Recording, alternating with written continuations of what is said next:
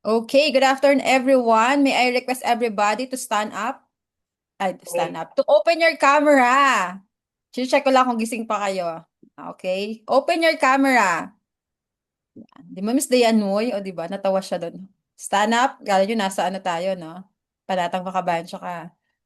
O, yan! Show up! Yan! Hanggang mamayang gabi, Walang aalis yan din tayo mamayang gabi, 7 p.m. Miss Rose Unson, thank you so much for being here. Bakit kayo mag-stay hanggang 7 p.m.? Maibibigay ako mga cheat sheets sa inyo on how to really start your freelancing career. By the way, sa mga newbies, I'm Miss Marian Labonete. They used to call me Coach Yan Yan. You can follow me on LinkedIn, Marian Labonete, to get to know me better. But just to give an idea, just April 1, we decided to create a community. As you see, Australian accounting bookkeeping community with Miguel Serrano or Migs in short. Then we're now 7,000 and counting. So the goal of the community is to become a safe space for learning, opportunities, collaboration, referrals, and growth. Okay? So yun yung purpose. That's why we're here. We're giving you continuous learning. Si Melanie Laksamana lagi itong present eh. Gusto natin yung laging present, o di ba?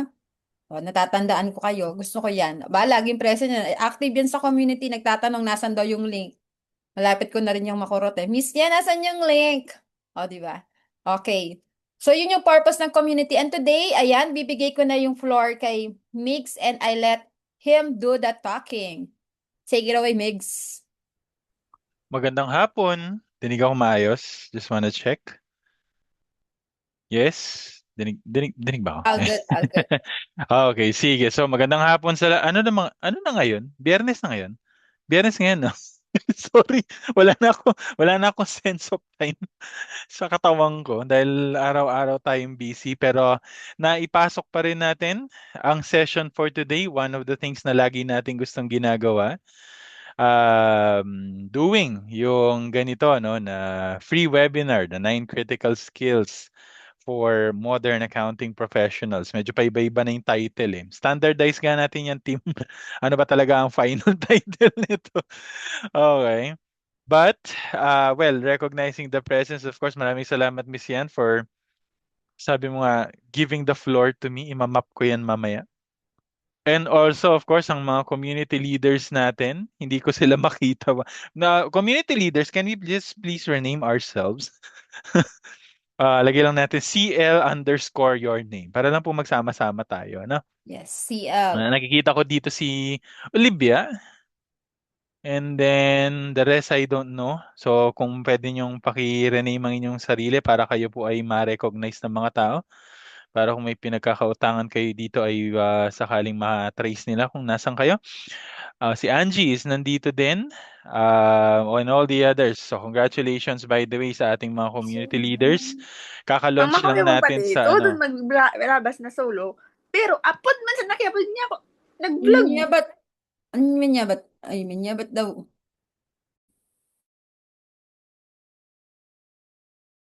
Migs, sorry Nakamute na po. mute kita. So Kasama tuloy tayo sa kung may nag-mute. problema tayo at ayaw na nating ituloy ito, pwede naman po tayong tumigil. Pagod na rin naman ako. Hindi, tsuhin niyo ako. Hindi, joke lang. Hindi, tutuloy natin yan. Kasi today is a very special day. And I'm very, very much happy to see all of you. Maraming salamat for taking the effort. Congratulations for taking the effort of attending today's webinar. Bago tayo magsimula, dahil nandito kayo, present kayo, pakitap niyo naman ang balikat ninyo. Bihin mo, good job, my friend. Yan, di ba? Ganda ba audio ko ngayon? Bago maano ko eh, bago headset ko eh. Feeling ko ano siya, hindi pa calibrated sa boses ko. Ayan. So, ano ba agenda natin today? Okay, simple. I want you to kickstart your journey. Sabi nga ni yan kanina, ano ba dahilan? Bakit meron tayong teka lang nga, maitanong ko lang sandali. Ano, lahat ba tayo dito ay nasa community na? I wanna be sure. Kayo po ba ay miyembro ng 7,000? Ilan na ba tayo? 7,000. Malapit na ba nating matap ang total islands ng Pilipinas? Oo, Lumabas na natap tayo na natin. 7,101. Lagpas na tayo, oo. 7,500 members. Meron ba dito na wala pa sa community? Kung meron, abay, anong ginagawa mo? Bakit wala ka pa sa community? Okay? Please make sure to be active there. Ang dami-dami na. Isang linggo pa lang yata nating nilalaunch yung community leaders natin. First time na lumaki tayo dati kasi dadalawa lang kami ni Miss Yan yan na ano niyan nagpasimula niyan. Pero ngayon na 10 na kaming sama-samang nagtatrabaho for the growth and mentorship of the community. Abay biglang usbong ng mga resources, trainings, webinars, learning materials, learning opportunities, coaching sessions, nagsisulputan sa iloob lang ng isa, dalawang linggo. So kapag may representative na po per island, tama, kaya nga dapat ano na tayo, iikot na tayo sa buong Pilipinas. Kailangan meron ng ganun. Oo, so malapit na yan. Okay. So nakita ko naman kanina, hindi ko na ipapasabi kung ano saan parte kayo ng bansa, ano. Meron na po in Bicol, marami. Marami na ako nakita, Bicolano, Bicolanas lalo na kapag tinanong ko kung anong paborito mong pagkain, matik makikilala ko kagad kung taga Bicol ang mga yan, matik yan. Okay? So, the reason why we have this community, Australian accounting and bookkeeping community, simple, okay? We want this community to open the door for you for global opportunities. Okay? Yun ang goal natin. And for today, sisimulan natin ang step number 1. Okay? By attending today, this is going to be your first step in helping us in maximizing the door that we are opening for all of you. Kaya nga ang title ng webinar natin for today, ayan siya. Ayan. By the way, as much as possible mga kapatid, kung wala naman po kayong masidhing dahilan para hindi buksan ang inyong mga camera, pakibuksan naman. Konting ano lang, konting dito, pabor. Kasi syempre kailangan nakikita ko yung itsura ng mga tinetraining ko para maintindihan ko yung reaction nyo. Kasi alam ko dapat kung confused ba kayo, naiintindihan nyo ba yung sinasabi. Okay? So, bigyan nyo na sa akin yun. Hindi ko kayo nakikita in person eh. Okay? So, open your cameras and let me see your beautiful 4 p.m. faces. Meron ba diyang hindi pa mga naligo? Until now? Sige lang, kung pong ikakadelikado ng kasalukuyan ninyong trabaho na malaman nila na nagwe-webinar kayo, sige, wag niyo na pong i-open. Pero kung wala naman po tayong masidhing dahilan para hindi open, please do. So I would appreciate that so much. Thank you. And, yan nga, sabi ko nga, first step tayo today. We want you to start your journey in mastering one of the most important things, one of the most critical tools that you need to master if you want to work for an Australian client as an accountant or as a bookkeeper. Ano po yon? Ayan. Hindi ako yung zero. Baka ako yung master ninyo. Zero. Okay? So, um, just wanna do a very quick survey. Uy, 136 na pala tayo. Very quick survey within the group. On a scale, makinig na mabuti. On a scale of 1 to 10, 10 being super expert ako dyan sa bagay na yan. And 1 being, ano po yung 0? Can I just see in the chat, ano po ang skill level nyo right now when it comes to zero cloud accounting systems? So, okay? 5, 3, 7, 5, 5, 8, blah, blah, blah, blah. Okay, sige. 5 familiar only. Oo. Okay, sige, sige, sige. So, good, good. Thank you for sharing that. Now, today, pwede kasi nga nangyari dun sa mga medyo 6 and above, pwede ang mga naging ano nyo dyan will be na experience nyo using it sa isang client. Okay? Tinuruan nila kayo how to do this and that, mga specific na tasks inside. Pwedeng nung college, nakapag-attend kayo ng training or binigay sa inyo na parang supplemental training sa school, nakakita ng kung anong training outside, okay, or sa YouTube, whatever, okay yan, walang problema. Ang gagawin natin for today, okay, we are going to be setting a better direction for you kung papaanong yung base knowledge, pwedeng meron, pwedeng wala, is you're gonna be making it a pathway for you to master zero.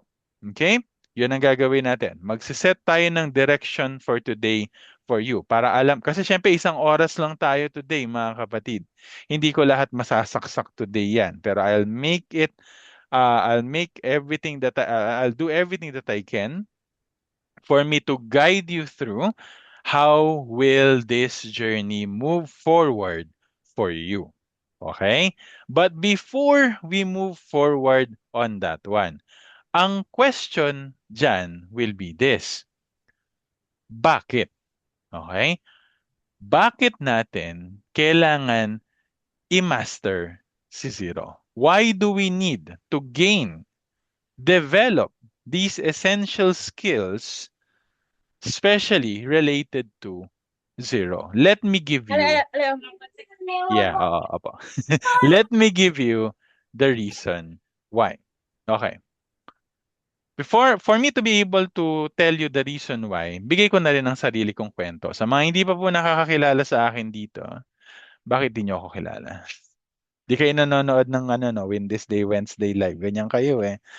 Okay? Every Wednesday alas 5, nagla-live tayo. Alas 5 na. Oh, so habang pauwi kayo sa trabaho o habang nagpapahinga, pwede nyo nang panoorin ang live natin sa community. Now, sa mga hindi pa po nakakilala sa akin, so by the way, I'm Miguel Serrano. I'm a certified public accountant since 2014 and a certified learning and development professional under the International HR Institute. Ang trabaho ko po ang buhay ko po for the past 12 years ay umikot sa accounting technology, lalo na Zero, training, yan, and international accounting. Especially when it comes to Australian and New Zealand clients. Yan talaga yung mga kadil ko. For the past, yan, ginuhitan nyo pa yung mukha ko. Mukha na tuloy ako Indiano. For the past 12 years. Okay? Now, I have learned Zero by, hindi siya accident eh. But I felt so blessed to be able to learn it. Especially, nung panahon na yon, it was the early days of Zero. That was 2014. Second day of my work, nakapadpad ako sa outsourcing. Dito kami sa Clark, taga Pampanga po ako. So, may mga Kapampangan ba dyan? Kabalen? Meron? Patingin na sa chat, magparamdam naman kayo.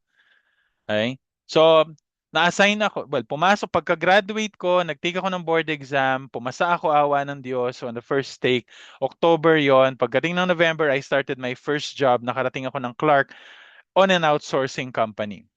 And the first ever thing that they made me to do was to study Zero. Zero back then is very young. Maliit pa lang sila. Konti pa lang clients nila. That's why I had the privilege to actually learn from the education team. Direct pa sa Australia ni Zero. Sila po ang nag-training sa akin. Isa ako sa mga pinakaunang naging Zero certified advisors around the globe. Napakahirap ng Zero certification noon. Pag bumagsak ka noon, nakakahiya. Parang board exam na naman.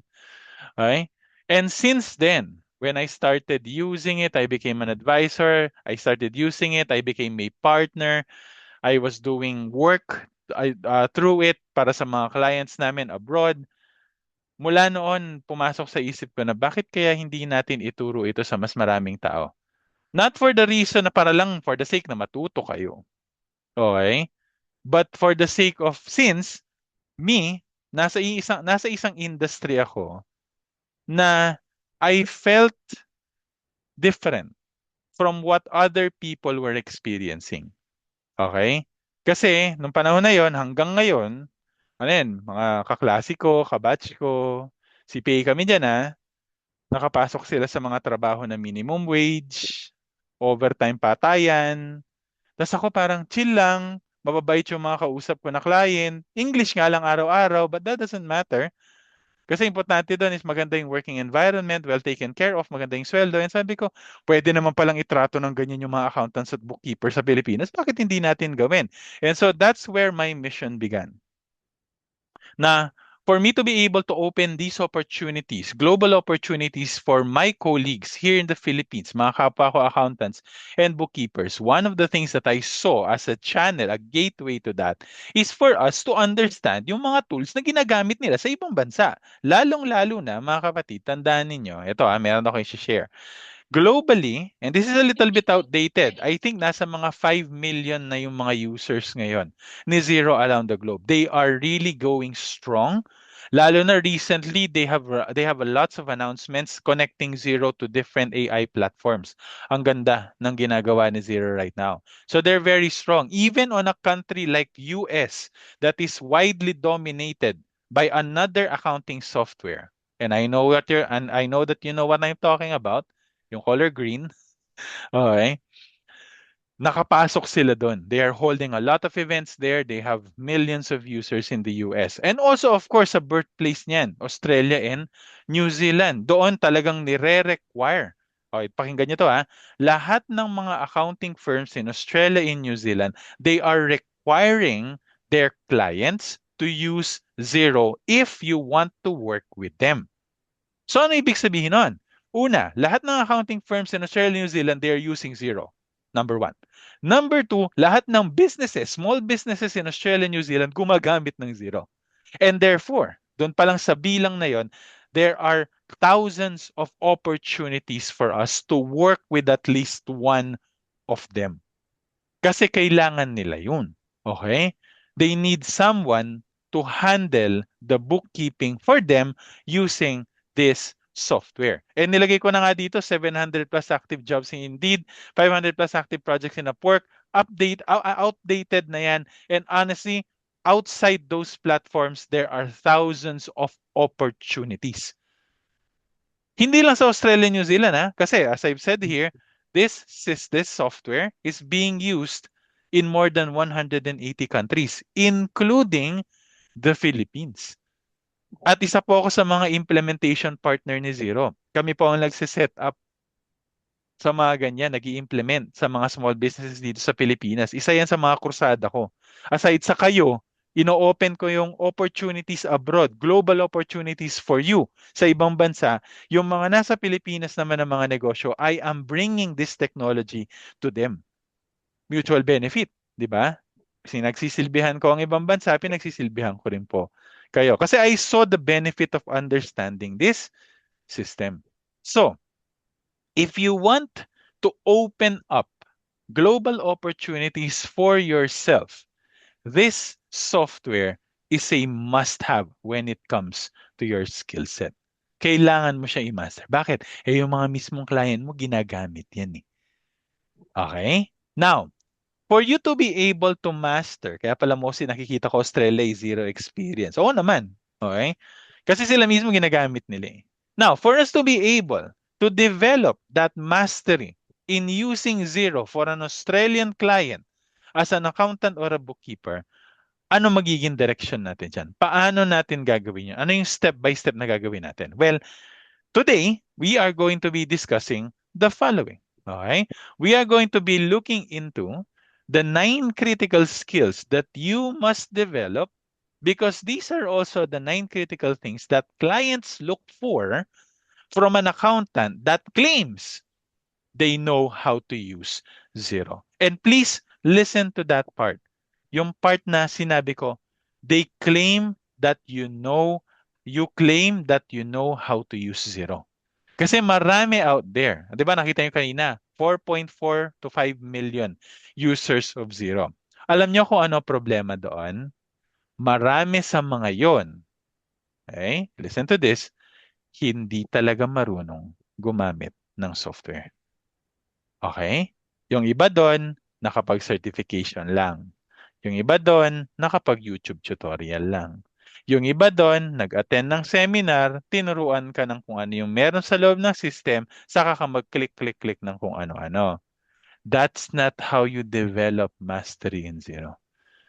Paano ba ang tama, Sir Migs? Ang tama is understanding ano ang mga features available inside the software and how do you use that in processing transactions for the client. Okay? Yun ang talagang trabaho. Yun ang totoong mastery. Yung alam mo kung paano ka magdidisposisyon, meron kang na-encounter na transaction, invoice, bank statement line. Alam mo kung anong mga features ang gagamitin mo para mai-record mo ng tama yung transaction na yon. Yon ang totoong mastery. How do you achieve that? 9 things. And I'm gonna be rapid firing all of these 9 today. Give you a quick overview. Ano ba dapat tutukan ko kung gusto ko talagang ma-master ang ganitong oportunidad? Number 1, ito so kailangan take down notes. Please. And if you have any questions, i-button nyo lang sa chat. Titignan ko yan. Dalawa screen ko dito kaya makikita nyo ako lumilingon from left to right. First thing that you need to master, reconciliation of automatic bank feeds. Now, ano ibig sabihin nito? Tatlo ang keywords dito. Reconciliation, automatic, bank feeds. Isa-isahin natin. Pag sinabi nating bank feeds, ano ibig sabihin nun? Ang zero account konektado sa bank account nila. Online banking. Keep in mind kapatid, sa Australia, hindi tulad dito sa Pilipinas, puro tayo cash dito. Kanina umaga nga, nagwo-walking lang ako, nagja-jogging ako, nakapulot ako 5 piso sa daan eh. Kasi dito sobrang heavy pa. Actually, parang everyday yata, either piso, 5 piso, 10 piso. Makakabuo na ako ng alkansya. Pero dito kasi sa Pilipinas, we have been using a lot of paper money for so long up until now. And a lot of the businesses in the Philippines, they're still afraid of using digital currencies or yung mga online banking system, okay, mga ano tawag dito, yung mga digital wallet. Ayaw pa nilang gumamit kasi daw mahahack yung 20 pesos nila sa GCash. Like, 'di ba? Pero sa ibang bansa in Australia, all of their transactions, especially when it comes to business, B2B or B2C, business to customer, transactions, bangko lahat yan. Ano lang ang ginagamit nila? Bank transfer, debit card, credit card, digital wallet, lahat ng yan. Auto debit. So lahat ng mga transactions ng isang negosyo, I would say 95% and up ng mga transactions nila, they are all in the form of bank movement, bank payments. And so therefore, i-expect mo, kung gusto mo malaman ang 95% up ng mga transactions ng client, nasaan yan? Makikita mo lahat yan sa online banking nila. And the beauty of this is keyword number 2, automatic. Automatic na yung banko, pinupush niya papunta kay zero lahat ng mga transactions na yon. Automatic si zero, kinukuha niya ang mga transactions na yon from the online banking of the client going to zero. Ano po itsura ng mga yon? Ito po itsura. This is actually a demo company. So what you're looking at, this is an actual zero account. And I'm currently using a demo. Actually, itong demo na to maganda. Bakit? Kapag meron kang account kay Zero, meron ka ring access kay demo company. Matik yan. At ito, sandbox ito. Sinabi sandbox, pwede kang maglaro dito. Kasi this is already pre-loaded with different transactions, mga sample. Para kung meron kang gustong testingin, dito mo na lang kunin. For example, meron tayo dito, makikita natin, business bank account, sabi niya. Yan yung bank account ng client. Nakatap yan sa online banking nila. So kapag binuksan ko to, let's say, buksan ko tong reconcile 28 items. Yung mga nakikita nyo, on the left side of the screen, kapag nag-load na, sa mong content, nabibitin ako sa explanation. Yan. Okay. Yung nasa left side, ito. Itong mga to, nandito. Okay? Yan po are equivalent to whatever you're gonna be seeing sa bank statement ng client in their online banking. Yan yung mga transactions nila. Receive money. Yan yung mga deposits. Spent money. Yan yung mga withdrawals. So kung naghahanap ka ng transaction, ayan, automatically pulled off from the bank online banking of the client papunta sa mismo accounting software. And your job as an accountant or a bookkeeper is to reconcile. Ano ibig sabihin nun?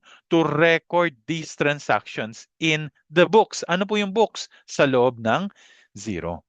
Yun ang trabaho mo. Kasi hindi porke pumasok siya sa bank feed. Yan, kunyari yan, nandyan na yan. Naka-record na. Hindi.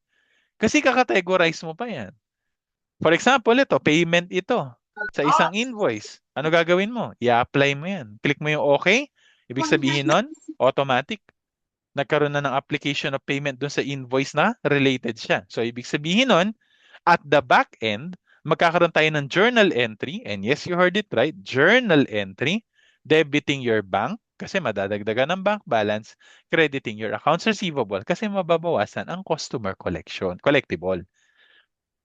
Ang galing, di ba? Isang click lang ng okay, nangyari lahat ng sinabi ko na yon. Na-apply yung payment do sa invoice, nasarado yung invoice, gumalaw yung bank balance, nagkaroon ng ganong klase ng journal entry, na-update yung trial balance, na-update yung profit and loss, na-update yung balance sheet. Isang click lang ng okay, na-update na lahat. But the problem there is this, the real challenge, the real skill is not by clicking that button. Madali lang naman mag-click ng okay eh. Kahit 2 months old na sanggol, kayang gawin yan. Basta marunong lang humawak ng mouse.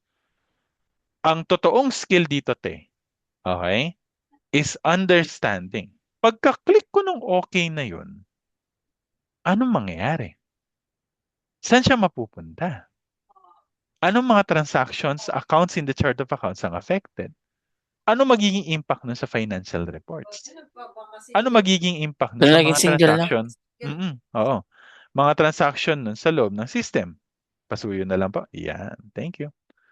Yon ang number one skill na kailangan mo matutunan. Every transaction here, as you process them, for example, ito, 4,500, walang nakasuggest. Ano gawin mo? Match ka, hanapin mo. Sino ba yung mga connected dito? Sa search ko lang, Smart. Andyan sila, Smart Agency, 1, 2. Total natin, 2,000, 2,500. Ang total niya, 4,500. So ito, solving another problem. Multiple payments. Isang payment, multiple invoices. Paano mo i-apply yun? Pagka-click mo ng okay, again, what will be the impact of that? Doon sa mga invoices involved, sa bank balance natin. Kasi ano yun, spend money yun. So meaning, lumabas yung pera. Na-update yung bank balance. Okay?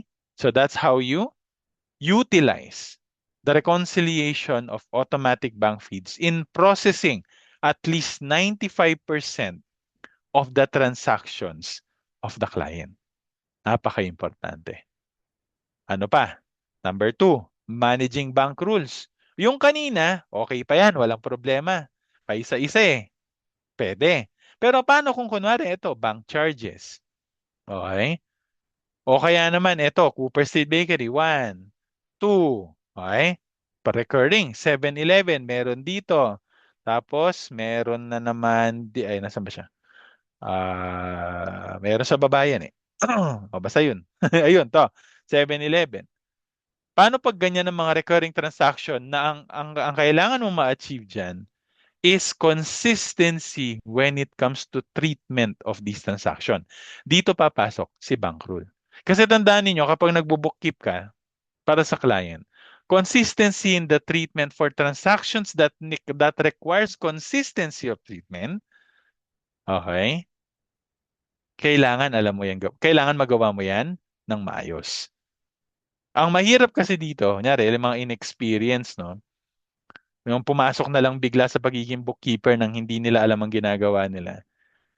Iba, di ba, pare-parehong klase ng transaction, nagliliparan kung saan account na pupunta.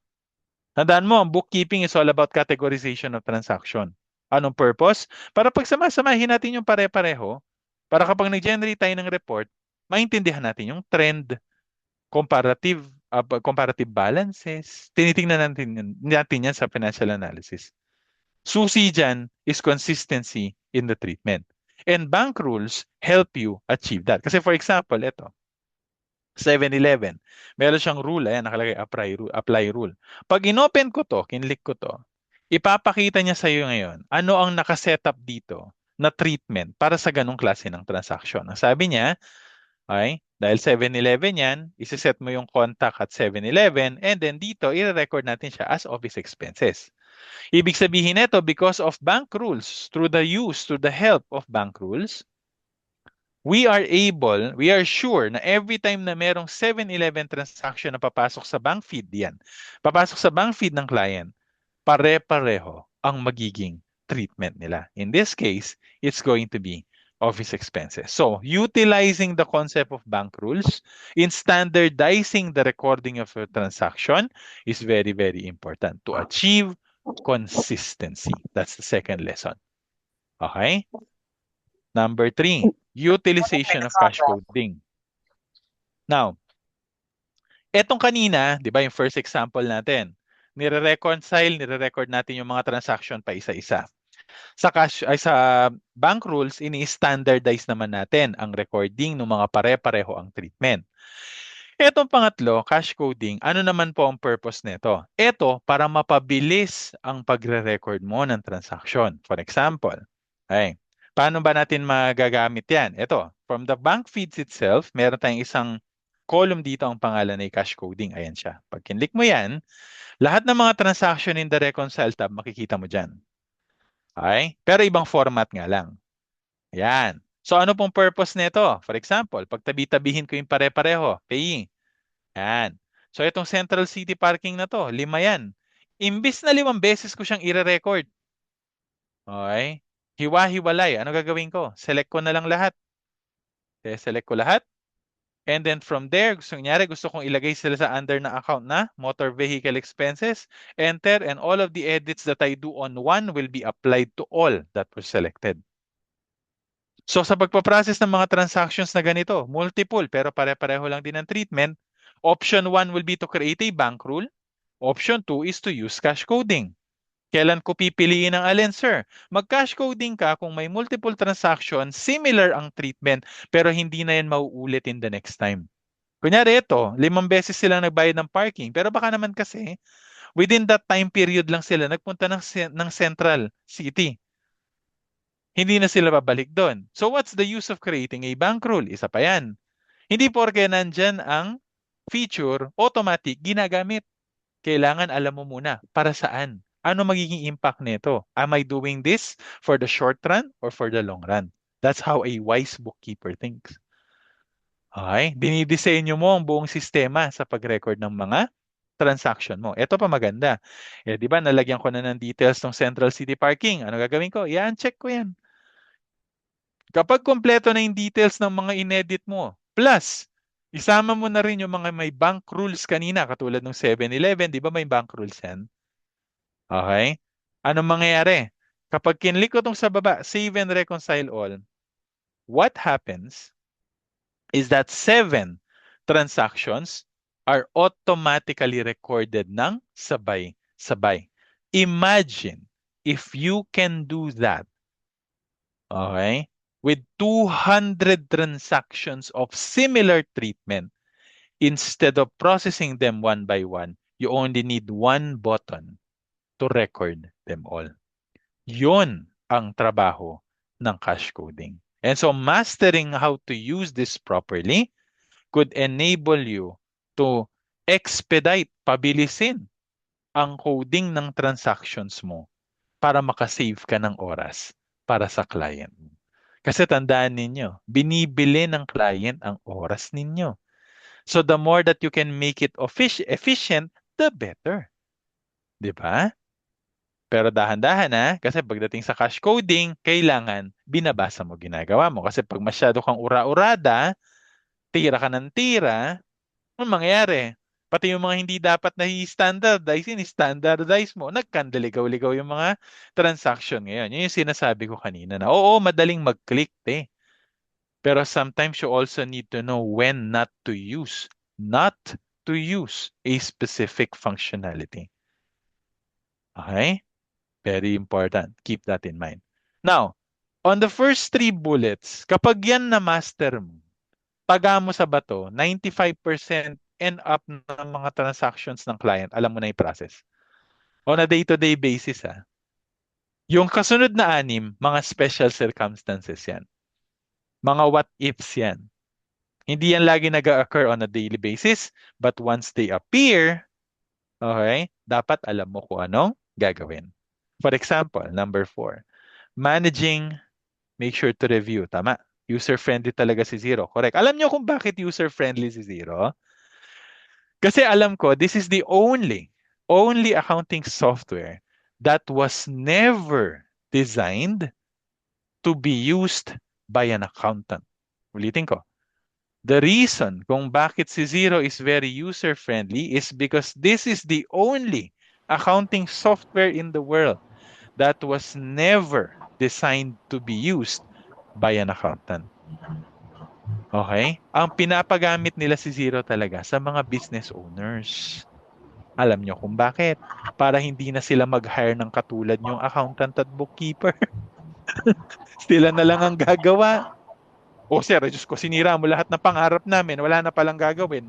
Hindi yun yung point eh. Ang point kung bakit nila kayo kailangan, the business owner, yeah, they can do their own bookkeeping, but they should not spend their time doing that. Dapat doon sila sa strategy, growth, sustainability, operations. Yun ang dapat tinitingnan ng owner. Accounting is a support to the owner. Kaya kayo po, tandaan ninyo, ang trabaho Yes. nyo, mahalaga. Trabaho yan dapat ng isang CEO, ng isang business owner. Pero dahil hindi na nila kaya, dahil sa oras nila, ikaw ang kukuha ng hat na yon, ikaw ang magsusuot para sa kanila. Okay? Importante, hindi encoding to ha. Alisin nyo sa utak nyo na ang accounting, bookkeeping, purely encoding. No. It's a critical function. Utak yan. It influences strategy. Kapag ganun mo tinignan ng accounting and bookkeeping, talagang aalagaan mo yan. Sisiguraduhin mong tama lahat ng ginagawa mo. Okay? Now, pang-apat, managing fixed asset. Ano naman po ito? This is involving purchases of depreciable assets. Marami sila tawag eh. Depreciable asset, capitalizable asset, property, plant and equipment, fixed asset. That's the formal term in zero. Ano bang problema ng fixed asset? Okay. Ang fixed asset, dito mo makikita yan under accounting and then fixed asset. The criticality of fixed asset is this. Unlike ordinary expenses, pag nagbayad ka, nakita mo spend money, i-record mo diretso expense, pasok yan kagad sa profit and loss sa trial balance. Pero pagdating sa fixed asset, dahil depreciable sila, ang gagawin natin, ika-capitalize muna natin, magiging asset muna, and then unti-unti kukurot-kurot tayo dun sa cost niya, ibabalibag natin sa profit and loss. Yun ang konsepto ng depreciation. Unti-unti hanggang maubos. So kung i-record mo lang siya diretso from spend money, na-violate mo yung rule na yon. Kailangan mai-record mo siya ng tama, categorize it as a fixed asset in zero so that you can perform the calculation and posting of the depreciation journal. Ito lang ang tatandaan nyo. Pagdating sa journal entries related to depreciation and accumulated depreciation plus yung calculation of the depreciation expense, hindi ikaw, ulitin ko, hindi ikaw ang dapat gagawa nun. Sino? Zero. The system itself, the software itself is designed to do the computation of depreciation and the posting of any related journal to recognize it. Yan natatandaan nyo. Ano ang trabaho mo? Ang trabaho mo is to set up properly the fixed asset registry. Kapag may binili silang bagong asset, for example, ito, bumili sila ng laptop para kay Tracy, nandito sa baba. Nasa draft yan. Ang trabaho mo, ilipat mo yan sa registered tab. Bakit? Okay? Nyari, ito. Explain ko muna pala yung bakit. Bakit? Kasi kapag nag-run tayo ng depreciation, nyari, ito, nasa left, right side, lahat ng nasa registered tab, sila lang po ang madadamay sa computation ng depreciation. So isipin mo to.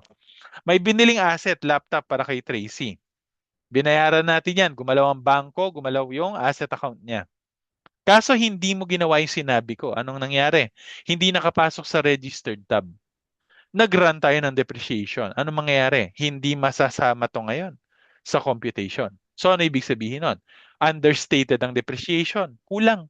Mali ang profit and loss. Sobrang income. Sobra retained earnings. Papuntang balance sheet. Overstated din yung asset mo. Kasi understated yung accumulated depreciation. Ang dami nangyari, di ba? Ang daming problema na ginawa. Dahil lang nakalimutan mo yung sinabi ni Sir Migs. Kaya dapat kapag sa fixed asset, tandaan kapag may binili silang asset, automatically kasama na sa procedure mo is to make sure that that asset is registered properly in the system. Yan, ito, laptop ni Tracy. Buksan lang natin yan. Complete all the details. Lagay mo lang yung pangalan, magkano yung presyo, kailan binili, anong category yan. For this case, it's computer equipment. Kailan magsa-start ng depreciation, anong effective life or effective rate niya. Okay? Dito sa Pilipinas, nasanay tayo sa effective life eh. Useful life. Sa Australia, pwede silang gumamit ng rate. Dito. Pwedeng sabihin natin, ano ba nakalagay kanina? Hindi ko napansin. 60 ba yung nakalagay? Parang laki naman. Ay, o tama, 60 kasi computer equipment. 60% depreciation yan. Diminishing value. Okay? So, 60%. Pag kinlik ko tong register sa baba, ibig sabihin nun, lilipat na yung laptop ni Tracy from draft to register. So, kapag nag-run ako ng depreciation, ito yan. Ano mangyayari? Pag nag-compute yan, let's say, i-depreciate ko isang buong taon hanggang next year na to. Etong computation na nandito sa right side, yan nakikita yan, kasama na yung laptop ni Tracy sa na-compute na yan. So kapag kinonfirm ko to, gagawa na ngayon ng journal entry, si Zero. I-update na niya lahat ng kailangan, i-update. That's the skill that you need to know. How do you properly include an asset as part of the fixed asset registry so that it becomes part of the calculation of depreciation? Okay? So that's the fourth one. Next, maximizing products and services. Ano naman ito? Ito po yung inventaryo. Actually, dalawang klase yan. Product, service. Sa product, madaling i-explain. Kunyari, ito, sales, products and services. May kita mo dyan, merong mahabang listahan dito sa demo eh. Sa pinakababa, ay, sa pinakababa, yan, makita na yung mga typical. T-shirt, yan, nandyan, makita mo yung quantity nila, may 5, 4, 7. So kapag tayo po ay merong ganitong klase ng transaction sa loob ni Zero, na monitor natin for the client, kung ano na yung mga quantities on hand, magkano na yung cost of sales natin. Pag nag-generate tayo ng sales invoice, automatic magko-compute ng cost of goods sold. Si Zero, hindi na ikaw gagawa nun. Si Zero na bahala. So sa products, madali siyang intindihin. Pero paano naman yung services? Anong connect ng services? Hindi mo naman kino-quantify ang services. Hindi naman natin ini-inventaryo. So, wag ko na lang siguro pansinin. Okay? Wag ko na lang pansinin. Total, wala naman pala silbi. Well, actually, hindi naman pwedeng nilagay nila yung feature na yan dyan nang wala naman yang paggagamitan. O ito, dadagdagan ko yung knowledge ninyo sa point na yan. Paano mo magagamit ito? Para sa isang client, ang industriya niya involves service. For example, makita natin dito sa mga nakalista, development work, project management, half-day training. Okay? Yan yung mga binibenta services yan. You can utilize this feature of Zero, products and services, para mapabilis ang processing of transaction. For example, the client, okay, gave you the task of generating invoices for their sales. Yun ang trabaho mo. Okay? Ano gagawin mo ngayon? Dahil services ang client, malamang sa malamang, pangalan ng service pare-pareho, description of the service pare-pareho, cost of the service, selling price of the service pare-pareho, yung treatment sa kung anong account siya papasok, yung bawat service na ino-offer nila pare-pareho. You can actually utilize that. Set it up as a service here in the products and services so that kung let's say gagawa tayo ng invoice, mag-generate, yun ang trabaho mo, mag-generate ka ng bagong invoice. Once you look at an invoice template here and you see a column called item, okay, meron kang makikita dyan. Ang column niya, alis dyan. Ang column niya item, ayan. Dyan mo makikita lahat ng mga nandun sa products and services kanina. Kasama, pati yung mga services. Let's say, nagkaroon tayo ng kontrata, development work. Ito siya. Pag kinlik ko yan, anong mangyayari? Pre-filled lahat from left to right. Nandiyan na yung standard description. Nandiyan na yung presyo. Nandiyan na kung anong account papasok. Ano GST treatment. So, ibig sabihin, lalo kung mahaba na yung ginagawa mo na invoice, no? Marami silang in-avail na service. Instead of typing everything one by one, which exposes you as well into so many clerical errors, naduling ka, nadulas yung daliri mo, mali ang na-type. May iwasan natin yan kung nakaganito, naka-template. Using products and services. So, kompleto ang details, malinis ang invoice, at the same time, mabilis ang pag-assemble. So ano na-achieve mo doon? Accuracy, speed. Just because you went beyond the normal thinking, products and services to dapat inventaryo ang nandito. Pero dahil creative ka, naisip mo, pare-pareho lang yung ginagamit naming info sa mga invoices eh. Okay? Baka pwede kong gamitin to para mapabilis yung paggawa ko ng invoice. Accuracy, speed na achieve natin. You become a valuable asset for the client. Yun ang goal mo, ate. Okay? Hindi mo goal na maging taga-encode. Kasi kung yan lang po ang gusto mong klase ng trabaho, patay ka na kagad kay ChatGPT at kay Claude. Kaya niyang gawin yun. Okay? Kaya niyang gawin yun. You need to be of value to the client. You're using tools while you're using your intelligence to promote efficiency, accuracy, cleanliness of the work, standardization. Yun ang dapat mo ma-achieve. Okay? So that's the, pangilan na yan? Pang-5. Pang-6, tracking category. O yan, nandito na rin naman tayo sa invoice. Kita nyo to, region. Okay? Ano yan? That is an example of a tracking category. Para saan yan, Sir Mix? For example, your client involves several branches. Kada state sa Australia, meron silang branch. Kunyari, ito sa example natin, si Demo Company, may 4. East side, north, south, west coast. Ano gagawin natin? If the client is looking into comparing the performance of every branch, ang trabaho mo bilang bookkeeper, to make sure na lahat ng transactions na i-associate natin siya sa isang specific category na nakaset up dito. Let's say itong sales na to related kay East Side. I-label mo kay East Side. Kung yung next transaction kay North, i-label mo kay North. Next transaction kay West Coast, i-label mo kay West Coast. Ano yung importansya nun? Kapag nag-generate kayo ngayon ng profit and loss, tatanungin ka ng client, pwede ba tayo magkaroon ng comparatives kung paano po yung comparative performance ng per branch natin? Ang sagot mo dyan, syempre, isang confident na, oo naman, boss. Bakit? Ginamit mo tong feature na to eh.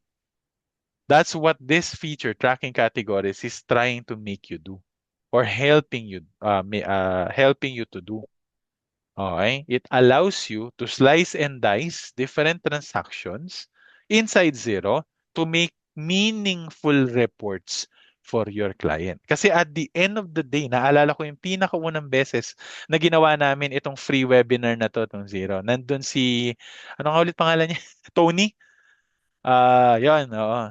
No, after ko magsalita, sabi niya, actually, ang gaganda ng mga diniscuss ni Mig, sabi niya, mga features and all skills kailangan niyan. But in a perspective, dadagdagan ko lang, sabi niya, in the perspective of a client, ang isa pa sa skill, probably the number 10 skill na gusto kong makita out of an accountant or a bookkeeper serving an Australian client is the ability for you to communicate information to the client. Paano mo ipe-present yung isang info that it becomes meaningful for them, that they could derive something out of it. They could make decisions out of that. You can provide insights to them.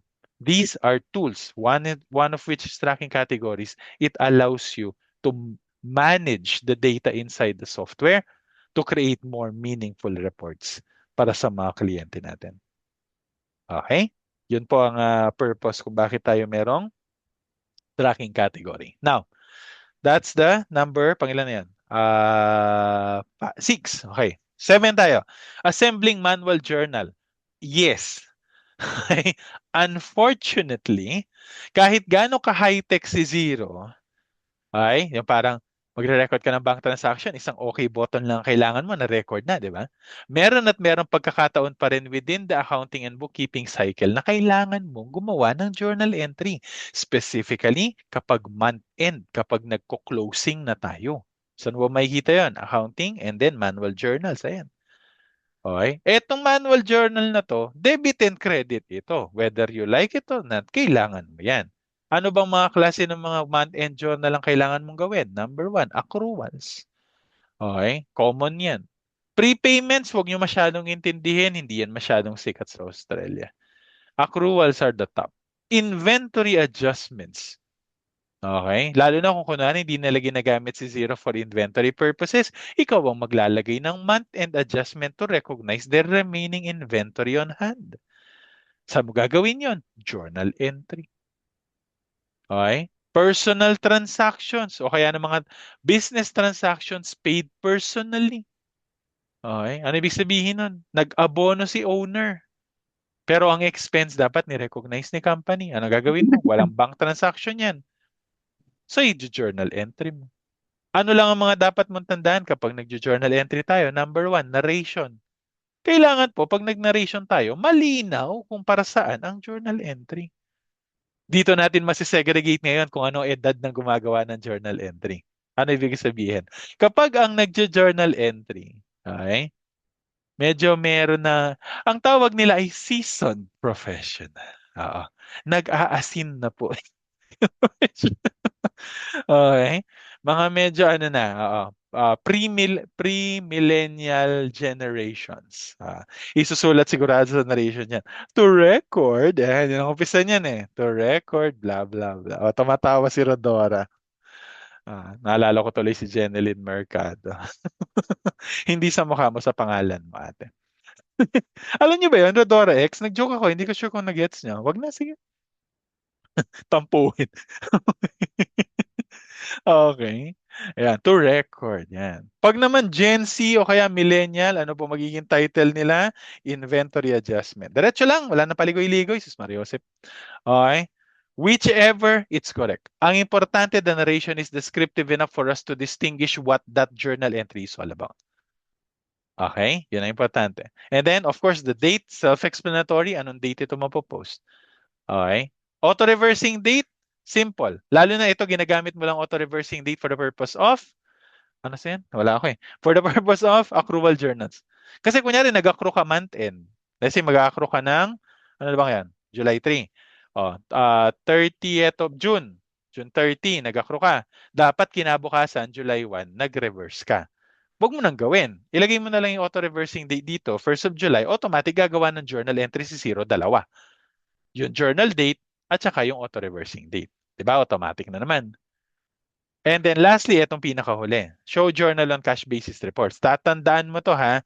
Kapag ikaw ang dinidil with mo accrual, dapat walang check yan. Ulitin ko. Pag accrual, dapat walang check yan. Malaking pagkakamali yan ng marami. Ano po ba magiging repercussion, sir, kapag hindi ko po natanggal ito? Una, babatukan kita. Pangalawa, yung na-compute na GST dito, anong mangyayari? Maisasama mo yan sa GST return sa period na to. Mali yun. Bakit? Hindi ka pa, naka-cash basis yung client. Pwede mali ka na sa GST mo. Patay. Diba? So paying attention to these little details could actually affect all of the reports that you need to generate, including those related to taxation, something that you will never want to happen. Okay? Keep that in mind. So that's journal entry, number 7. Number 8, find and recode. Ano naman po ito? Find and recode. Simply, this is a, ano ba yan? May usok. Ano? Taksok lang ang electric pan dito. Masok sa aircon yung usok. Okay. Ang sinasabi ko? Asan ako? Find and recode. Ayun. O find and recode. Ano naman ito? So find and recode allows, kung si cache coding kanina, it allows us to do bulk recording. Find and recode naman allows us to do bulk editing. So for example, data accounting and then find and recode. Yan. And then from here, ang maganda kasi sa find and recode, pwede ka mag-set ng parameters. Ano ba yung mga hinahanap mo? Ako, lumagpas na tayong alas 5. Pasensya na po. Tapusin ko na ha. May natututunan ba? May natututunan. Wala natututunan. Tigil na natin to. Ay, meron. Napaka-mainit ng ulo eh. No? Di pa, nagbibiro lang ako.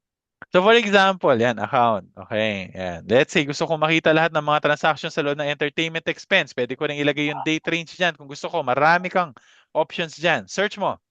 And then lilitaw yan lahat. Anong gusto mong mangyari? Gusto mong ilipat yan from one account to another. Nyari, nakita mo, ay, hindi yan in entertainment. Drawings lahat yan. So anong gagawin ko? Select ko lahat. Click ko yung recode. And then I can change whatever account is necessary to record this properly. Let's say ito, daling ko sa drawings.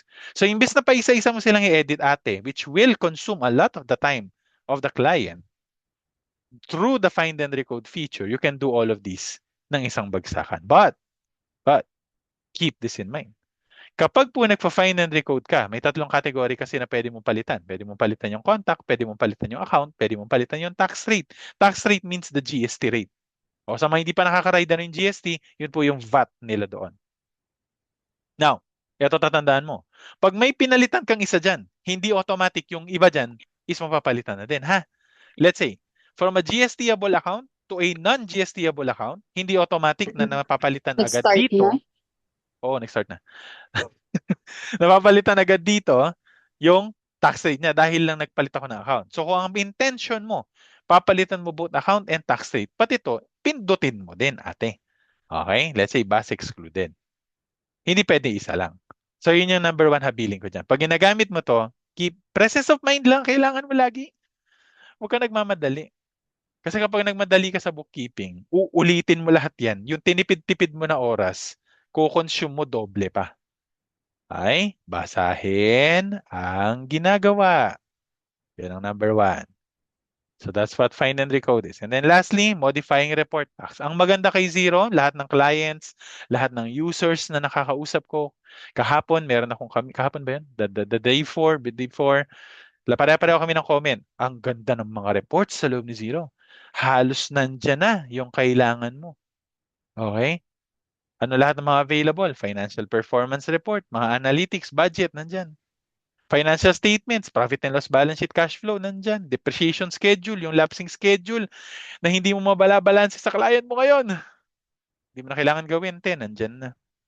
Aging ng payables and receivables, automatic as you record transactions, nakalagay yan dyan. Ito, alam ko, maraming nagdudusa dito. Okay?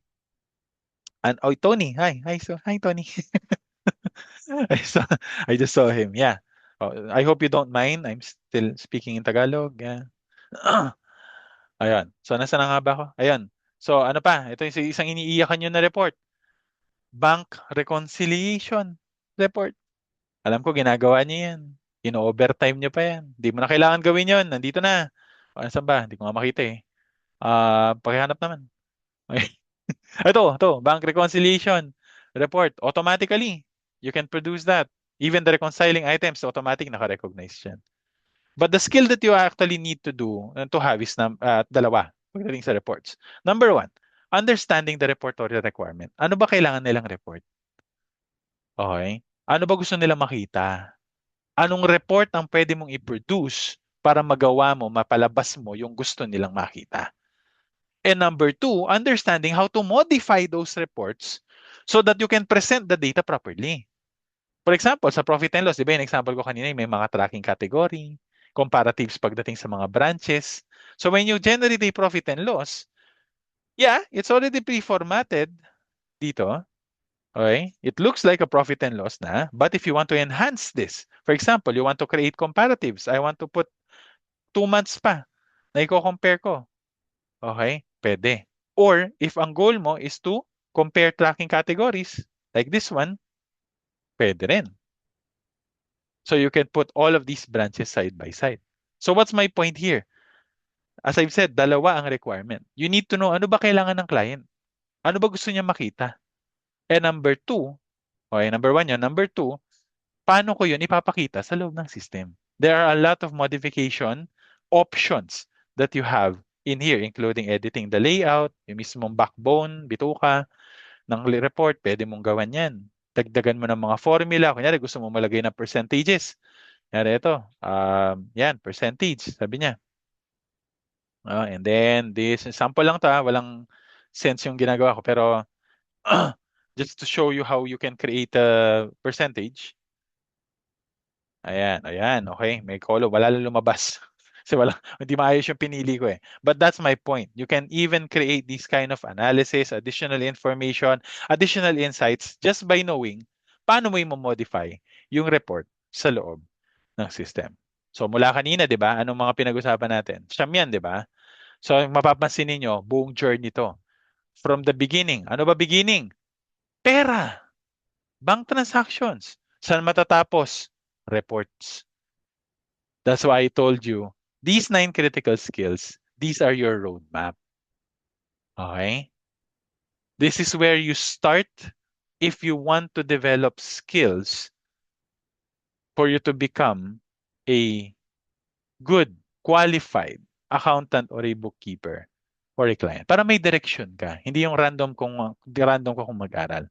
So what's my advice after today. By the way, kung may mga nabitin, meron akong YouTube channel actually. Meron akong mas konti pang detalya. Halos kamukha ng diniscuss ko today, but meron din akong konting detalye pa na nandun.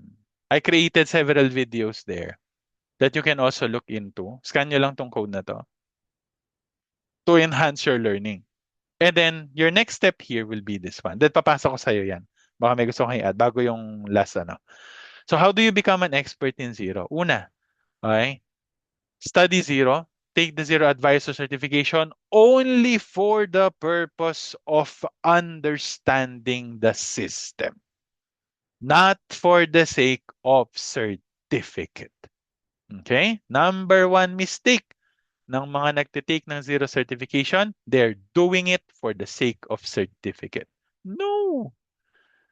People don't trust certificates anymore. What do they trust? Skills. Kaya nga after doing the certification, practice ka. Register for an account in Zero. Access the demo company. Try the transactions there. One of the best ways for you to learn, to master, is to do it. Okay? To experience it. That's where mastery comes from. Expertise comes from. And then yung last, mamaya ko na sabihin, yan may add ka ba?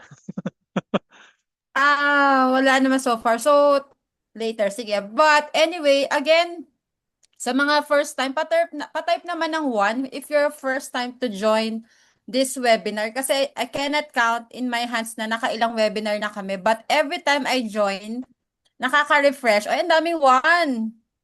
Welcome naman natin Ay, number 250 pala 1. tayo? Yung ko lang na-realize. Yes, 250, Ang dami natin. congratulations.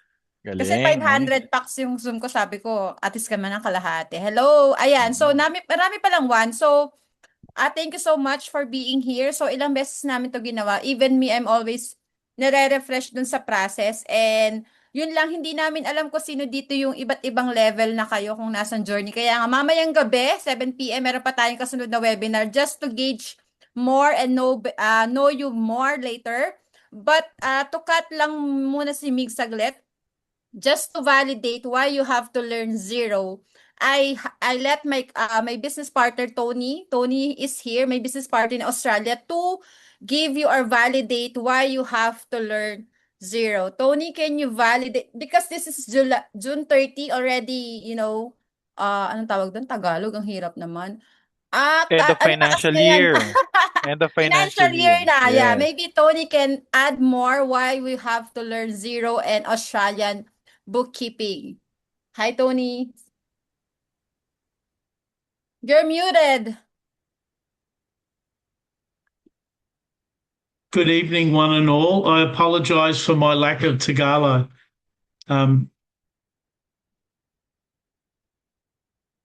If you want to discuss the macro of what's happening in Australia, which then influences accounting, which then enhances the opportunity for well-qualified, well-presented, proactive bookkeepers, I can speak with that with authority. I can tell you,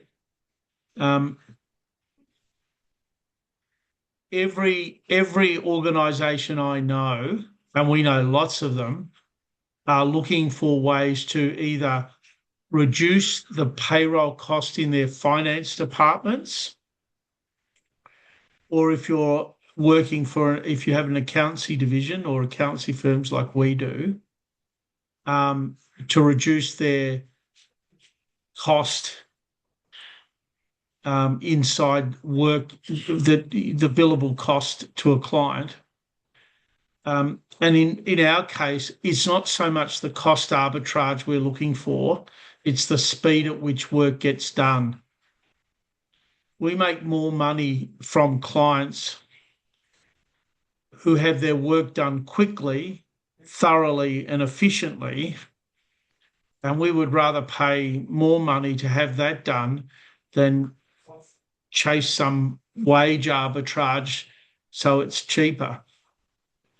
The other thing I'll give you an example. A colleague of mine who's an ex-partner of Deloitte's, one of the big accounting firms, he attended a webinar put on by a friend of a friend for outsourced accounting and bookkeeping to Australian accountants. And he went along out of courtesy because his mate wanted him to. They had 170 accountants attend that function, and he believes about 120 of them took a photo of the Q code to have further discussions. And that the general view up till now, and I'm probably older than all of you, is that people used outsourced accounting like in Vietnam, India, and the Philippines because they believed that they were getting a discount on the cost to do anything. That means absolutely nothing if it's not done well and it's not done thoroughly. So I agree with everything that Miguel has speaks about, and I've attended a number of these, thoroughly impressed by the young man. It's about quality, and that's what he's discussing about presenting yourself as well qualified and confident of your craft. Invariably, you will get paid more. You just will. The work in Australia is getting more complicated, and the ability for people like us to attract staff in Australia is almost zero. It's extremely hard. So any organisation like we are is turning to some automation, but to have a genuinely professional conversation with the people that are helping your finance department or actually manufacturing accounting work for our clients is more, it's better value to pay them more to get the job done thoroughly and well and present. So we have a lovely lady who's our group bookkeeper. So we have about 8 companies and she does that. And I speak to her every day and we pay her more than we should have or we could have because we prefer the work gets done thoroughly. And when there's nothing new in this. If you are professional at your craft and well presented, you will be able to command more. And I would always pay more. I mean, functionally, I can tell you our group will have no back office staff in Australia by the middle of next year. We're moving all of our staff and we're expanding into the US next year, and it'll be the same. It'll all be run out of Manila. And it's not because it's cheaper. It's just not that. The qualifications are as strong as anywhere we're getting. Your work ethic is fantastic. And I'll just explain from our point of view. Our group of companies, we have an average of 3.5 revenue streams per client. And the greatest generator of referrers or ongoing referrals from one division to the next is the accounting division doing their work quickly and thoroughly. And that is actually the greatest value that a really strong, efficient, professional, confident person like the group of people here, that's your greatest value to an organisation. In our group, it most certainly is. We value that more than price, because if a client gets their books done, I'll give you an example. We're about to do an email program to 5,000 SMEs a month for the rest of the year. And it's only directed at accounting because we have a formula that tells me we will sell a certain number of mortgages and certain amount other products off the back of really good accounting. And so I back up everything Miguel says and Yan Yan has said in the past, that your value is probably greater than you're charging for. And once you establish your credentials by producing really thorough, clean, tidy work and giving observations about the state of the books in a very pleasant and professional way, your value will increase over time. I'm sure as I'm sitting here today. And I can see a time in Australia where largely most accounting and finance departments are functionally not done here. It's just the case. And I've had discussions with individuals out of the Philippines and Vietnam who want to emigrate to Australia to become accountants in Australia. You'd really need to thoroughly, you're probably swimming against the current to some degree. But I'm always happy to have a coffee and have a chat about that. That's too long for tonight. But I back up everything that Miguel and what I assume Yan Yan's spoken about become proficient, become efficient. I would be proactive and point out things that someone like me would not. I've got 8 companies that I check the P&Ls, the accounts payable, all of that. And I've got a lovely lady and she says, "Oh, Tony, you need to check this." Like she'll send me a Teams message. Here's all the reports. Need to check this, and this. That saves me a lot of time and brain damage, and it naturally instills her value to us. And that's what it's all about. It's about the value you deliver. It's not the price that you cost. It's the value you deliver. Anyway, I could unfortunately for you all rattle on about that for ages, but that's not what I'm here for. Thanks, Sony. Ayan. Guys, sorry. Tinuturo ko pala siya mag-Tagalog, but second time niya na nagpunta sa Pilipinas. I think he will come back August, September, and for sure makikita kami nila Mix to discuss further. But I'll let the floor again to Mix. I will answer the questions later on about internship. I'll go back to Mix. Thanks, Tony. Thanks. You can stay here if you want. Thanks. Yep. Thank you so much, Tony. Appreciate you being here. And Oh, it's always a pleasure with you, my young friend.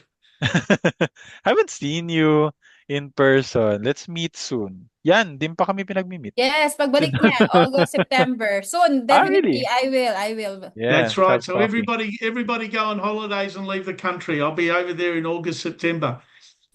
Yes. All right. I'll see you soon then. Okay. So yeah, you've heard directly na from Tony, a perspective of a client, of someone from Australia. And tama ako, di ba? Kanina. Hindi ito tungkol lang sa basta marunong ka lang mag-encode, kaya mo lang i-type yung bagay-bagay. Because what they're looking for is value out of it. Kaya nga, di ba, sabi ko, how do you proceed from here? How do you become a master of your craft? Again, take the zero certification. What's your point of view? To learn, not to earn a certificate. And then you practice. You establish that expertise, that mastery by experiencing how it works. Binigyan ko na kayo ng roadmap kanina kung ano gagawin. And then lastly, train yourself. Bakit? Because for me, this is not new. All of the best and most successful athletes in the world, they have coaches. They have mentors. All of the most successful doctors, most successful professionals around the globe, ask them, do you have a mentor, a coach? Yes, they do. Because you need someone to be guiding you, setting your direction, and making sure na yung natututunan mo naka-align sa requirement ng kailangan mo. Kaya nga meron tayong ganitong community, di ba? That's why we have Coach Yan. You have me. We have our community leaders. We have each other coaching each other. All of our trainees so far, we have almost 200 of them already. They are learning from each other, learning from us, and we learning from them. So train yourself, surround yourself with the right people, and put yourself into the right training that will set your direction properly. And with that being said, okay, if you're really serious in doing this, moving forward, baka naman dito ka lang kasi wala ka namang gagawin. Okay?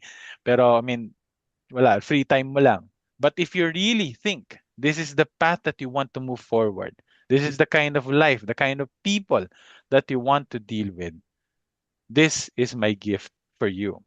This is going to be the first ever that I will announce this. Wala pa to sa community natin. Kayo ang unang-unang makakaalam. The first 200 people, 250 people who will have access to the upcoming batch 5 of our Zero Master Bookkeeper workshop. You're the first to know. And so, ibig sabihin nun, you're also the first people who would have the privilege to join our upcoming Zero Master Bookkeeper workshop happening on, mali po yung date. It's actually, inedit ko na to kanina, July 31 and August 1. So July 31 and August 1, that's a Friday, Saturday, yan. July 31, August 1. So it's a 8-hour workshop split into 2 separate days. Okay, tandaan nyo yan ha. It's an 8-hour workshop but we're gonna be doing it in 2 days. Hindi yung nag-attend ka lang ng day 1, day 2, wala ka na ha. Hindi. 8 hours to. Ang dami nating pag-uusapan dito. Ano yung mga yon? Lahat ng nakalista dyan. Basahin nyo. Yung mga pinag-usapan nating 9 critical skills, nandyan yan and more in a more elaborate way. And the most important question that we will answer in this workshop is this. How do you handle properly, okay, your bookkeeping task on a specific client?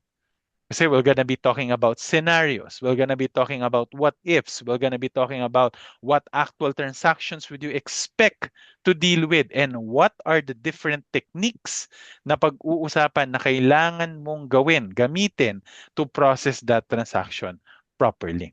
Okay? So lahat, madami tayong example. It's a full workout, 8 hours. Andyan yung ibang mga kasama natin as far as I know. Okay, na nag-attend na, yung iba naging interns na. Okay, at yung iba naman is alam ko may mga na-assign na sa client and all of that, which is I'm very happy to be part of that journey. So yun ang goal natin dito is lalong-lalo na when it comes to the internship, kukonect na natin.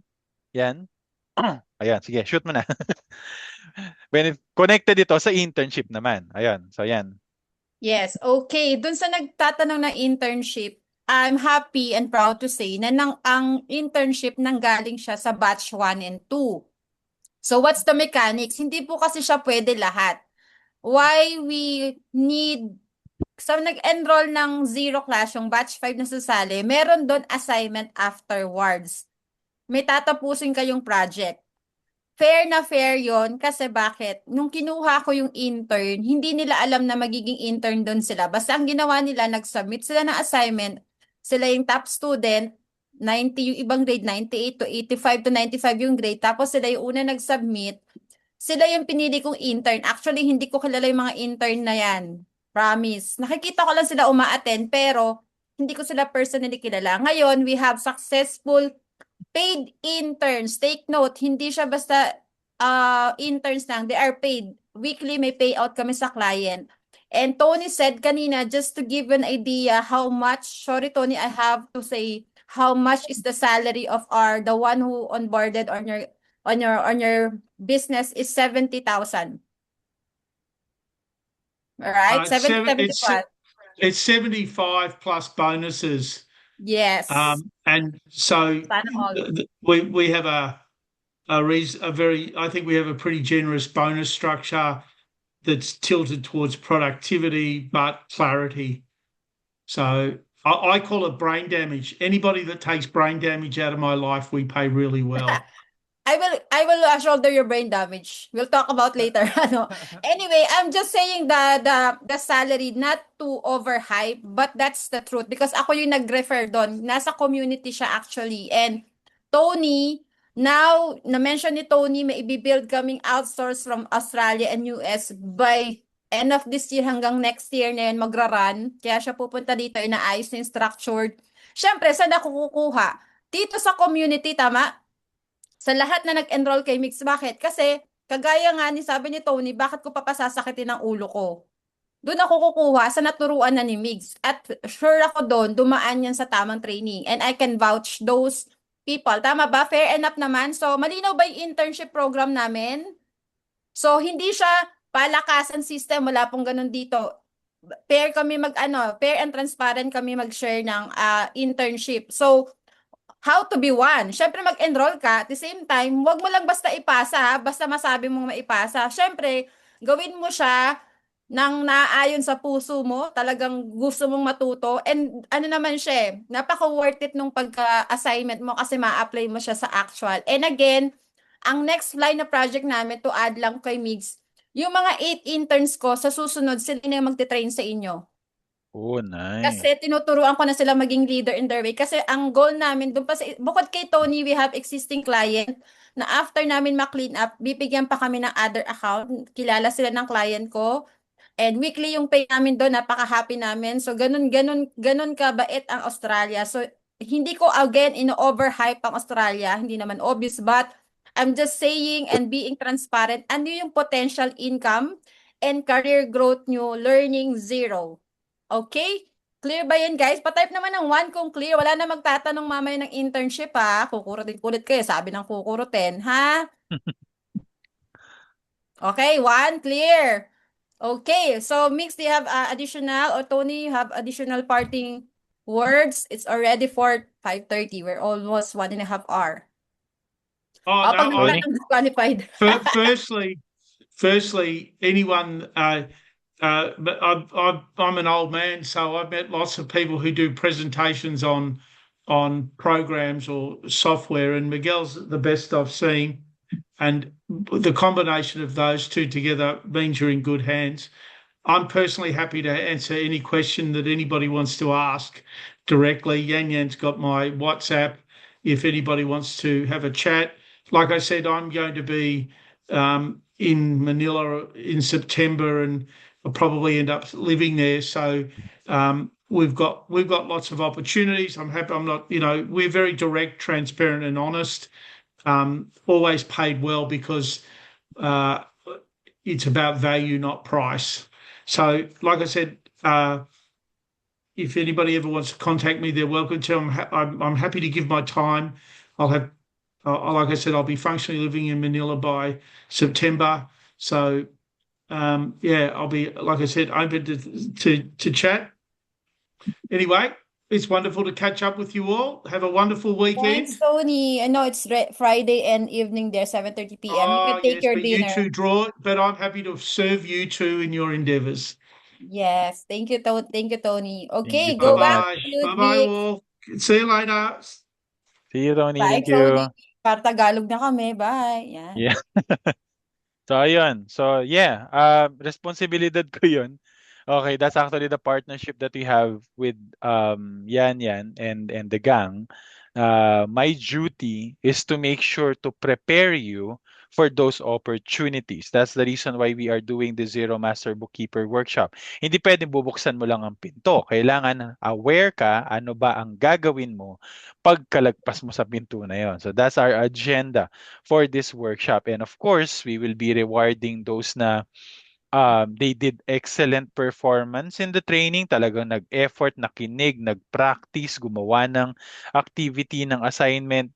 Yon, i-rating natin ang mga yan. And the best students, of course, they will always be at the top of the list ng i-endorse ko kay Yan for those kind of opportunities like internship. Hindi ko sure kung meron lang ako nabasa ng mali kanina pagkakaintindi ko o pagkakaintindi niya. Kayo po ang babayaran sa internship, ha? Hindi kayo ang nagbabayad for internship. Tama, di ba? Yes, Ako pala, tama. kasi may narinig na akong ganun eh. Ikaw pa magbabayad for internship. Mali, okay? You are the ones gonna be contracted by the client to work for them in an internship basis. So matututo ka na, binabayaran ka pa. But of course, before you go into that, syempre hindi ka naman namin isusugod sa utang na loob sa client nang hindi mo alam kung ano ginagawa mo. That's the reason why we have this training on board. And this is the opportunity that is currently knocking your door, not knocking you, knocking your door. And so I would love to see you all. We only have 50 slots available for this training. We have 240 people in the room right now. So, ang question ngayon, actually next week may ganito pa tayo, di ba? Okay? So may isa pa. So ang question ngayon, kanino mapupunta ang 50 slots na to? So I highly encourage you, kumilos na kayo ngayon if this is the path that you really are seeing yourself. Okay? moving forward, maximizing, being part of. Ako, I've been in this industry for 12 long years and I'm still dealing with Australian clients up until now. Bakit hindi ko to nilayasan? Because I have this belief, pakinggan nyo to. This is my parting words for all of you. I have a belief for the past 12 years and counting that every Filipino accountant and bookkeeper deserves these kind of opportunities because every Filipino accountant and bookkeeper is a world-class professional. Do you agree with that, mga kapatid? Ako, hindi ko lang ito testimonya dahil ako po ay isang Pilipino. I witnessed this. Filipinos are one of the best. Hindi lang tayo basta matatag, resilient. Nakakasawa ng maging resilient. Okay? Puro na lang, may bagyo na naman na parating. Ayan na naman yung hinayup na resilient na yan. Hindi, kailangan nire-recognize natin yung sarili natin as world class. Nire-respeto tayo sa ibang bansa dahil sa ating talino at tatag. And I want to be part of that journey for you to maximize these global opportunities. So, I'll see you on the training. Shall I? Yeah. Okay. Okay, may ano lang ako, may ko-confirm lang yung internship. Siguro for my internship, sino nga ba na makapag-share? Sige, Olivia na lang. Ano yung setup natin sa internship? May micromanaging ba? May time ba kayo? Pakisagot naman yan. Actually po sa internship, wala po. Very flexible po yung time namin. And kayo na ang bahala kung paano kayo mag-work, kung anong oras. Ang importante lang po sa internship namin is do your task and make sure na every end of the week, nagagawa po natin lahat ng task natin for that week. And wala pong micromanaging, wala pong time tracker, wala pong ganun. So, very flexible po kaming lahat. Thanks. And Yan po. mababait yung client, kaharap nila yung client. Tinetrain ko silang kumausap sa client directly kasi yun ang pinaka-importante. You're just not doing technical skills but client-facing yung tinuturo ko sa nila. Sila ang talagang pinapaano ko sa giyera. Okay? Okay ba yon? For the confirmation sa mga nag-enroll, wag niyo po agad kami hanapan ng confirm muna bukas. Hindi naman po mawawala yan. Hindi naman kayo na-scam. Kung saan Basta napunta yung- nakapag-submit kayo, sorry to interrupt you, Miss Sham, sorry. Because Pero go. basta makapag-submit kayo, ox na yon. Makaka-receive po kayo ng confirmation email up until tomorrow or the day after you registered. Kasi we are still doing confirmations kasi in the back end. Chine-check namin kung pumasok yung payment, kumpleto yung registration. So kaya hindi automatic ang confirmation. Okay? Konting pasensya. Yung iba, wag po kayong magsa-submit ng 2 beses. Okay? Kasi lalong tatagal bago kami makapag-send ng confirmation kapag nagdodoble-doble yung mga submissions niya. Okay? So pag nakapag-register, pag nabuksan nyo yung link, ibig sabihin may slot pa. Pag hindi nyo na nabuksan yung link, ibig sabihin wala nang slot. Ganon kasimple. Okay? Okay, let's have a picture. Okay na ba guys? And I'll see you at 7 p.m. Bakit 7 p.m? Idudugtong natin kung meron na kayong skills. Saan naman kayo makakahanap ng client at paano nyo Yun. paghahandaan yung client? Tama ba? Matindi. Tapos, Teka, may question ba si Miss Lenny? Sorry na Oh, may kanina pa kasi question. Go, go. nakataas ang kamay eh. Lenny, go. Hello, sorry po. Good afternoon. May Magandang question po ako regarding po dun sa batch 5 na enrollment. Ano po kasi first time joiner po ako today. Ang question ko po is parang for advance po ba yun or meron akong kailangang enrollan muna first or pwede Wala, akong wala. sumama doon na first Oo timer? naman. O yan, o Okay. diretsong sagot. No, it's a zero base. Ang assumption ko, kayong lahat, wala pang alam. Okay, kasi marami nang nag-a-attend sa amin na as in walang alam. As first time man nilang nakita si Zero, fine, be there. We're gonna assist you. Andun din ang mga community leaders natin. They're gonna be joining us. Hindi lang ako ang nagtuturo during that session. Meron tayong mga nag-a-assist eh. Kung sakaling merong mga mahuhuli, madadapa, okay? Habang tumatakbo tayo. Ngayon, kung meron ka naman ng alam, nakapag-training ka na before, maganda ring nandun ka. Bakit? We are going to be connecting all the dots. Yun ang goal natin. Okay? Connecting all the dots. Bakit? tagpi kadalasan ng alam. Diyan tayo nag-start eh. Di ba? Kahit naman ako, marami din ako ituturo sa inyo. Ano yun, marami ako ituturo sa inyo sa session na yon na hindi ko naman din natutunan in the actual. Saan ko natutunan? Experience sa ibang tao, na-observe ko sa mga kasama ko during the training, through research. Pinagsama-sama natin lahat yon. So, whether you have totally no knowledge or you have a little bit of experience, it's a perfect hindi siya webinar ha, workshop siya. Okay, it's a workshop. And I need commitment, please. Okay, on that. Kasi pagod siyang gawin, pero I'm gonna bet it. It's worth it. Okay, so I hope pwede mag-sit in yung dati sumali for free. For now po, starting batch 5, we will only be having the sit-ins exclusively for community leaders for the purpose of assisting us in the training. Kasi dati medyo Luwang kami. ang gulo eh. Ang daming tao. Oo. Ayan, do you have may certificate po kayong makukuha, but please don't do this for the sake of certificate, ha? Hindi 'yon. Ang gusto ko is maging confident kayo pag kinausap kayo ng client, ng prospect, saan kayo nag-apply, may itatanong, alam mo isasagot. Yun ang May gagawin natin. pakisagot. Ito yung lagi tinatanong. Wala pong refund. Pakisagot bakit? Kung hindi kayo Well, makapunta, wag na lang. Ay, wala po. Oo. Kasi una sa lahat, disclose na rin natin, wala pong recording ang session. Bakit po? May mabigat na dahilan po kami doon. It's a tedious hands-on workshop. Ang goal namin is to develop talents, not to sell seats. Okay? Kung ang gusto lang namin, ate, is mag-enroll kayo para magbayad, pakialam ko kung mag-attend ka, 'di ba? Tingnan mo na lang yung recording. Pakialam ko kung natuto ka. Pero hindi eh. May trabaho ko sa oras na yun, te. Ang trabaho ko, siguraduhin ko naka-align ang alam mo para pag in-endorse kita yan, confident ako, qualified ka. So I need commitment from people who are going to join us on those webinar. Be there. We don't do refunds. We don't do cancellations. We don't do transfer, okay, of registration. We don't do recording. Bakit? We only want serious candidates. Ganun kasimple. So if do this because you want the path. Don't do it for the sake of doing it. So pag natapos workshop, di kami nakasali, is it okay to ask some questions? Oo naman po, hindi lang sa akin. There are more than 200 people within, kasi di ba may community tayo, 7,500. May inner group pa yon, te. Lahat ng nag-training sa atin. May core group, exclusive group chat yon.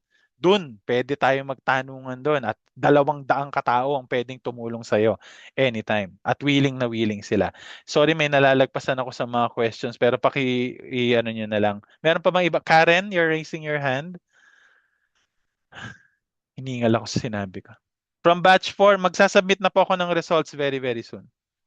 Pero actually, kung nasubmit niyo yung results niyo at ginawa niyo na may instruction ko, pretty sure nakuha niyo yun. Appreciate the answer. Welcome po. Si Karen, yes? Sorry, are you speaking kasi naka-mute ka, kapatid? Kasi ganito, sir. Halimbawa, may work ako kasi meron akong hinihintay na work eh. Pero gusto ko rin mag-bookkeeping. Pwede ko bang gawin niya na part-time lang, say on a weekend? Kasi paano busy ako kung weekdays? Hindi ba pwedeng part-time lang? Part-time meaning isang araw ka lang mag-attend? Hindi, ibig sabihin kung may work na, say, weekend ko gagawin yan, halimbawa weekend lang. Kasi kung halimbawa Monday to Friday, busy ako. Sorry, medyo confused po ako. Alam po ang gagawin nyo over the weekend? Yung workshop ba? Yung activity? Yung internship? Hindi, kasi, just in case lang, ako sa internship, o mag-work ako. Ang problema, baka mag-conflict ang schedule ko. Pwede ko bang gawin niya na weekend lang para bang part-time mo lang ang bookkeeping, Australian bookkeeping? I think you can help us on that I question. cannot say because I think meron po kami sinusunod na deadline. We have a meeting every Monday and Friday may EOD po kami. Kahit po flexible yung mga interns, we make sure they are proactive inside the group chat and nagko-communicate po kami. So although wala kaming tracker, valued output based po kasi kami kasi nagre-report po kami kay client every week. So hindi pa ako pwede kasi it will be unfair to every intern. Magko-commit ka dyan eh, di ba? Opo. Yes, Yun lang magko-conflict sa schedule ko. Kasi Okay. ano siya eh, as in actual client work po kasi. Okay, Yun okay. po Sige, yung thank ano. you. Thank you. May Thank you po, narinig, Ate Claire yun. oo, Ah, yan. Sige. Yes, Day day shift shift po po ba siya. yan? Definitely. Oo. Yan naman ang dahilan ba't tayo nag-Australia, kaya di tayo nag-US, di ba? Mix, may problem daw sa QR code. I don't Ah, know. You can ask or this is just use the link, guys. Ay, nasa chat natin. Bakit ewan ko po. nagkakaproblema kayo sa QR? Tinry ko na rin siya kanina, okay naman yung QR. But anyway, the link is there. We have 21 people already registered, 22 Uy, konti people. na lang. So, Okay. sabi ko sa inyo, 200 plus kayo dito, paunahan ito. Meron pa si Mix na free webinar next. I don't know the date, but yun Next lang. week. Yung hindi maka-enroll, sasarado po namin yung slot. Okay. Aut- Yeah. automatic pong, sorry, just to Go. add on that. Automatic pong nagsha-shutdown ng registration kapag puno na po ang slots. Okay? Keep that in mind. So, kapag hanggat na-access nyo, okay, ang tawag dito, hanggat na-access nyo, ibig sabihin may slot pa. Wag niyo pong gagawin. Ito ay this is based on experience lang. Wag niyo pong gagawin is bibitinin niyo yung registration ninyo. Tapos, nyari, sinimulan mo siya ngayon. Tapos bukas ka nagbayad. Tapos hindi mo alam, sarado na pala. Huwag niyo gagawin 'yon. So, if you want to do the registration, do it continuous. Kasi kapag nakapasok ka na, naka-reserve na yung one slot sa'yo automatic eh. Pero kapag napuno na yan, automatic magko-close. Hindi na papasok yung registration mo. Nagbayad ka nang wala kang binayaran. Diba? So, ano lang, basta pag decided ka na, get the registration for, you can save the link. Kung kunyari, pupondohan mo pa yung GCash mo or whatever. You can save the link and then later, do it continuous. Fill up, send the payment, submit the form. Huwag nyo kalimutang i-submit yung form ha. Yung iba nagbayad, tapos kinalimutan. Wala na. Okay, may isa Okay. na lang. Ayan, Last sige, okay question, na. guys. May isa Hmm. na lang daw, si Amish, and then we can proceed na. Nag-picture taking na ako unless you want more picture, ah. Si Amish, Ano asan po? yun? May nag-questions pa. Nasaan Last yun? na. Amish? Nasa chat? Or Hindi, nag-raise nag-page, hand? ano siya, nawala na siya. Wala Nagtampo na na siya. ata. Sorry Okay naman. na ba? Clear na ba tayo, Sabi guys? ako. Ayun, si Jeremy na lang last. Sige, sige. Jeremy. Hello po, Coach. Good Hello po. afternoon po.